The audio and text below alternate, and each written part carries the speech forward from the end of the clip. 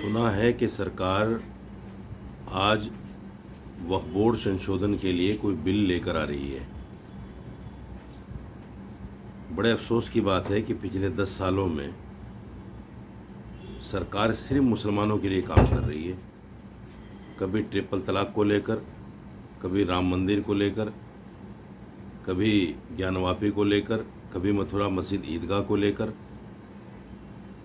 कभी दिल्ली वक्फ बोर्ड को लेकर या वक्फ बोर्ड में संशोधन को लेकर।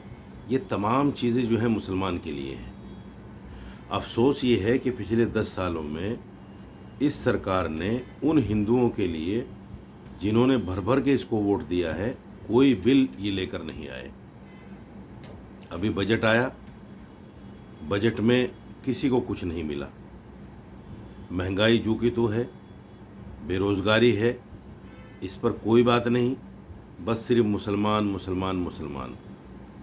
इसलिए मैं मुसलमानों से अपील करना चाहता हूँ कि मुसलमानों, अपने वक्फ को बचाने के लिए, अपनी मस्जिदों को बचाने के लिए संवैधानिक तरीके से, जो संविधान ने हमें इजाज़त दी है, उस तरीके से अपना एहतजाज दर्ज कराना पड़ेगा। किसान आए, उन्होंने आंदोलन किया, बिल वापस हो गए। अगर हम भी संवैधानिक तरीके से जब तक हम बाहर नहीं निकलेंगे, ये बिल हमारे खिलाफ आते रहेंगे। इसलिए संवैधानिक तरीके से बग़ैर किसी की संपत्ति को नुकसान पहुंचाए हमें इन बिलों की मुखालफत करनी पड़ेगी, नहीं तो और भी ज़्यादा बिल, इससे सख्त बिल हमारे खिलाफ आ सकते हैं। सुना है कि सरकार आज वक्फ बोर्ड संशोधन के लिए कोई बिल लेकर आ रही है। बड़े अफसोस की बात है कि पिछले 10 सालों में सरकार सिर्फ मुसलमानों के लिए काम कर रही है। कभी ट्रिपल तलाक को लेकर, कभी राम मंदिर को लेकर, कभी ज्ञानवापी को लेकर, कभी मथुरा मस्जिद ईदगाह को लेकर,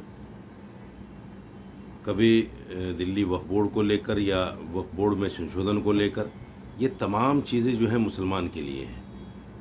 अफसोस ये है कि पिछले 10 सालों में इस सरकार ने उन हिंदुओं के लिए जिन्होंने भर भर के इसको वोट दिया है, कोई बिल ये लेकर नहीं आए।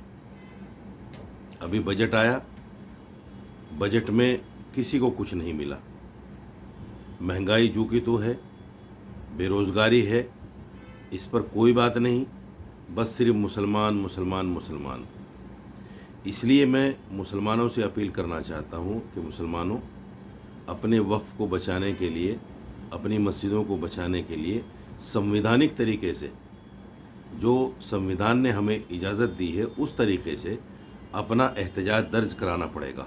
किसान आए, उन्होंने आंदोलन किया, बिल वापस हो गए।